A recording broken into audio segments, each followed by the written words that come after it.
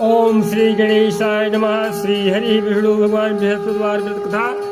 एक नगर में एक बड़ा व्यापारी रहा करता था। वह जहाज से माल लदवा करके दूसरे देशों को जाया करता था और खुद भी जहाजों के साथ दूर देशों में जाया करता था। इस तरह से वह खूब धन कमा करके लाता था। उसकी गृहस्थी खूब मजे से चल रही थी। तो वह दान पुण्य भी खूब जी खोल कर करता था, परंतु उसकी इस दान पुण्य से उसकी पत्नी तंग आ चुकी थी। उसको बिल्कुल भी पसंद नहीं था। वह किसी को एक दमड़ी भी दे करके खुश नहीं थी।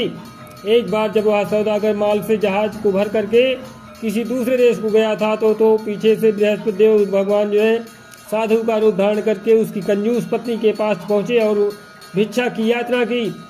उस व्यापारी ने जो है पत्नी बृहस्पति देवता से कहा, महात्मा जी, मैं तो दान पुण्य से तंग आ गई हूँ। मेरा पति सारा धन दान में व्यर्थ ही नष्ट करता है। आप कोई ऐसा उपाय कीजिए जिससे हमारा सभी धन नष्ट हो जाए। इससे न तो धन लुटेगा और न ही मुझे दुख होगा। बृहस्पति देवता ने कहा, देवी तुम बड़ी विचित्र हो। धन और संतान तो सभी चाहते हैं, पुत्र और लक्ष्मी तो पापी के घर में भी होनी चाहिए। यदि तुम्हारे पास बहुत सा धन है तो तुम दिल खोल करके पुण्य करो। भूखों को भोजन खिलाओ, प्यासों को पानी पिलाओ और यात्रियों के लिए धर्मशालाएं बनवाओ। कितने ही निर्धनों का कुंवारी कन्याएं धन के अभाव में अविवाहित बैठी हुई हैं, उनका विवाह संपन्न कराओ। और भी अनेक पुण्य कार्य हैं जिनको करके तुम्हारा लोक परलोक सार्थक हो सकता है। लेकिन व्यापारी की स्त्री जो है बड़ी ढीठ थी। उसने कहा, महात्मा जी, मैं इस विषय से आपकी कोई बात नहीं सुनना चाहती हूँ। मुझे ऐसा कोई उपाय बता दीजिए जिससे हमारा सारा धन नष्ट हो जाए। बृहस्पति देव भगवान बोले, यदि तुम्हारी ऐसी इच्छा है तो फिर ऐसा ही होगा। तुम 7 बृहस्पतिवार को घर को गोबर से लीप करके पीली मिट्टी से अपने केसों को धोना, भोजन में मांस मदिरा ग्रहण करना, कपड़े धोना, बस तुम्हारा सारा धन नष्ट हो जाएगा। इतना कह करके बृहस्पति देव भगवान अंदर ध्यान हो गए। उस औरत ने बृहस्पति देवता के कहे अनुसार 7 बृहस्पतिवार को ऐसा ही करने का निश्चय किया। किंतु 6 गुरुवार बीतने पर ही उस स्त्री का संपूर्ण धन नष्ट हो गया और वह स्वयं भी परलोक सिधार गई। उधर जो है माल से भरा उसका पति जहाज द्वारा जो है समुद्र के मार्ग से आ रहा था और उसी में डूब गया। उसने बड़ी मुश्किल से लकड़ी की तख्तों पर बैठ करके अपनी जान बचाई। वह रोता धोता अपने नगर में वापस पहुंचा। वहां जाकर के उसने देखा कि उसका सब कुछ धन नष्ट हो गया है। उस व्यापारी ने अपनी पुत्री से सब समाचार पूछा। लड़की ने पिता को उस साधु बृहस्पति देवता वाली पूरी कहानी कह दी। उसने पुत्री को शांत किया।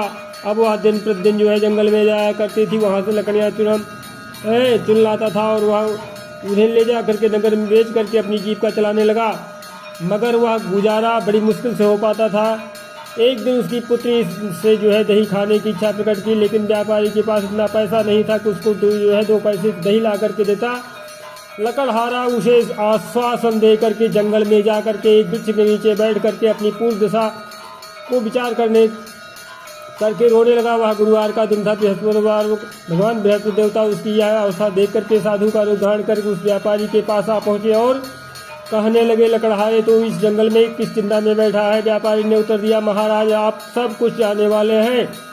इतना कह करके उसने आर्द्रकंड द्वारा और भीगी आंखों से बृहस्पति देवता को अपनी आप बीती हुई कहानी सुना दिया। बृहस्पति देवता भगवान कहते हैं, कहे भाई, तुम्हारी पत्नी गुरुवार के दिन जो है भगवान का अपमान किया था, इसी कारण तुम्हारा हाल हुआ है। तुम्हारा सब कुछ धन नष्ट हो गया है। लेकिन तुम अब किसी प्रकार की कोई चिंता ना करो, भगवान तुम्हें पहले से अधिक धनवान कर देंगे। तुम मेरे कहे अनुसार गुरुवार के दिन बृहस्पति का पाठ किया करो।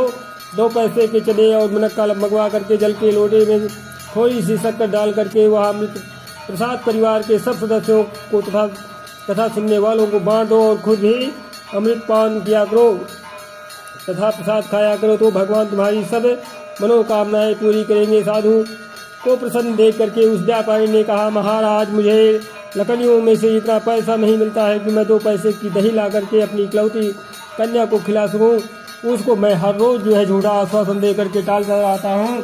बृहस्पति भगवान बोले कि भक्त नाराज, तुम ना चिंता करो, ना नाराज हो। आगामी अगले गुरुवार को बृहस्पतिवार को तुम शहर में लकड़ियाँ बेचने के लिए जाना।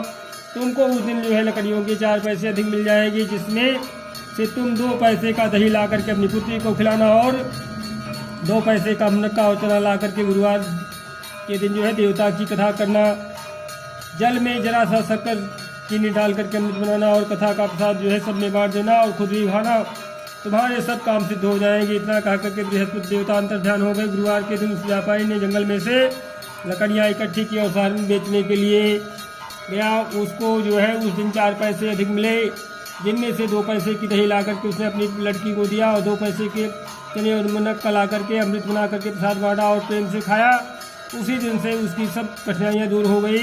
परंतु अगले बृहस्पतिवार को बृहस्पतिवार का व्रत करना भूल गया और कथा सुनना भूल गया। शुक्रवार को उस नगर के राजा ने आज्ञा दी कि कल मैंने एक बहुत बड़े यज्ञ का आयोजन करवाया है, इसलिए जो है कोई भी व्यक्ति अपने घर पर में अग्नि नहीं जलाएगा और चूल्हा नहीं जलाएगा, कोई कुछ नहीं पकाएगा। समस्त जनता मेरे यहाँ आकर के भोजन करेगी। इस आदेश की अवहेलना करेगा तो उसे सूली पर लटका दिया जाएगा। राजा की आज्ञा अनुसार अगले दिन जो है सब लोग राजा के महल में भोजन करने गए, लेकिन वह व्यापारी और उसकी लड़की जो है दोनों तनिक विलम्ब से पहुँचे। इतना ही हो, राजा ने उन दोनों को अपने महल में के अंदर ले जा करके भोजन करवाया। जब वह पिता पुत्री भोजन करके वापस आ गए तो महारानी की दृष्टि जो है उस खूंटी पर पड़ी, जिस पर जो है उसका नौलखा हार लटका हुआ था। उस खूंटी पर अब हार नहीं था। महारानी को विश्वास हो गया कि उसका हार लकड़हारा और उसकी लड़की खेले गए हैं। फौरन सिपाहियों को बुलवा करके दोनों बाप बेटी को कैद करवा करके जेल खाने में डाल दिया। कैद खाने में पड़ करके बाप बेटी दोनों अत्यंत ही दुखी हुए।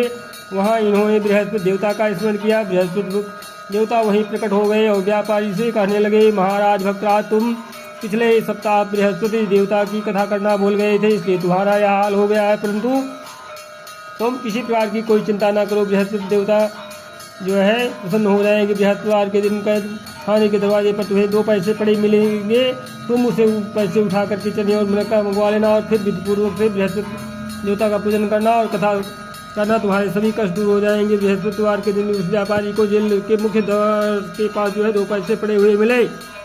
बाहर सड़क पर एक स्त्री जा रही थी। व्यापारी ने उसे बुला करके कहा कि बाजार से उसे 2 पैसे के मुनक्का और चना ला करके दे दीजिए ताकि मैं बृहस्पति देवता का कथा कर सकूँ। इस पर जो है उस स्त्री ने कहा, मैं अपनी बहू के लिए कपड़े सिलवाने जा रही हूँ, मैं बृहस्पति भगवान को क्या जानूँ। इतना कह करके वह औरत वहाँ से चली गई। थोड़ी देर बाद वहाँ से एक और स्त्री निकली। व्यापारी ने उस स्त्री को बुलवा करके प्रार्थना की, बहन, तुम मुझे बाजार से 2 पैसे का चना और मुनक्का ला कर दे दो, मुझे बृहस्पति देवता की कथा करनी है। वह स्त्री जो है बृहस्पति देवता का नाम सुनकर के बोली, बलिहारी जाऊँ, वीर भगवान के नाम पर मैं तुम्हें अभी मुनक्का और चना ला करके देती हूँ। मेरी इकलौता बेटा मर गया है, मैं उसके लिए कफन लेने जा रही थी, मगर अब जो है पहले तुम्हारा काम करूँगी, उसके बाद बेटे के लिए कफन लाऊँगी। उस स्त्री की ने व्यापारी से 2 पैसे के लिए और बाजार से चने में मुनक्का ले आई और जो है स्वयं बृहस्पति देवता की कथा सुनी। कथा समाप्त होने के बाद स्त्री और अपने पुत्र के लिए कफन लेकर के अपने घर को रवाना हुई तो देखा कि लोग जो है उसके बेटे की लाश को जो है राम नाम सत्य है कहते हुए शमशान की ओर ले जा रहे थे। उस स्त्री ने उन लोगों से कहा, भाई मुझे जो है अपने लाडले का मुख देख लेने दो। लोगों ने अर्थी को जमीन पर रख दिया। तब उस स्त्री ने जो है अपने मृत पुत्र के मुख में प्रसाद और अमृत डाला। प्रसाद और अमृत के मुख में पड़ने से के साथ ही उसका पुत्र उठ बैठा और अपनी माता को गले से लगाकर मिला। दूसरी स्त्री जिसने जो है बृहस्पति देवता का निरादर किया था, तो जब वो अपने पुत्र के विवाह के लिए जो है कपड़े लेकर के वापस लौटी और उसका पुत्र जो है घोड़ी पर बैठ करके बारात में निकला, तो घोड़ी ने ऐसी छलांग मारी कि वह जमीन पर आ गिरा तथा बुरी तरह से घायल हो गया और कुछ ही क्षणों के पश्चात जो है मर गया। तब वह स्त्री रो रो करके बृहस्पति देवता से कहने लगी कि हे देव, मेरा अपराध क्षमा करो, मेरे अपराध क्षमा करो। उसकी प्रार्थना सुन करके बृहस्पति भगवान ने साधु का रूप धारण करके कहा और कि उस स्त्री से बोले कि हे देवी, अधिक विलाप करने से कोई आवश्यकता नहीं है। तुमने जो है गुरुवार यानी बृहस्पति देव का अपमान किया, भगवान का अपमान किया, जिसके कारण जो है इसका परिणाम तुम्हें मिला है। तुम जेल खाने के पास जाकर के भक्त से क्षमा याचना करो, उससे जो है सब कुछ ठीक हो जाएगा। वह स्त्री फिर जेल खाने पहुंची और जो है मुख्य द्वार के पास जाकर के उस व्यापारी से हाथ जोड़कर कहने लगी, भक्तराज, मैंने तुम्हारा कहा नहीं माना, मुनक्का और चने ला करके तुम्हें दे दिए हैं। इससे जो है गुरुवार देवता मुझसे नष्ट हो गए हैं, जिसके कारण मुझे मेरा इकलौता लड़का घोड़ी से गिर करके मर गया है। व्यापारी ने कहा, माता तू चिंता मत कर, बृहस्पति देवता का सब कल्याण करेंगे। तुम अगले गुरुवार को जो है अगले बृहस्पतिवार को देवता की कथा सुनना। तब जो है अपने पुत्र के शव को जो है फूल और इत्र और सुगंधित भी पदार्थों में रख दो। उस स्त्री ने ऐसा ही किया। बृहस्पतिवार का दिन भैया पहुंचा वह 2 पैसे के नक्का चले लेकर के पवित्र जल पावा लौटे भर करके जेल के द्वार पर आ गई और श्रद्धा के साथ जो है बृहस्पति देवता की कथा सुनी। जब कथा समाप्ति हुई तो अमृत व प्रसाद लेकर के अपने मृत पुत्र के मुख में डाला। अचानक उसकी सांस जो है आने लगी और वह जो है उठ करके खड़ा हो गया। पुत्र को लेकर के वह महिला खुशी से अपने घर को रवाना हुई और बृहस्पति देवता के गुण गाने लगी। उसी दिन रात्रि में राजा को बृहस्पति देवता ने स्वप्न में दर्शन दिया और कहा, हे राजन, तूने जिस व्यापारी और उसकी पुत्री को जेल खाने में बंद कर रखा है वह दोनों निर्दोष हैं।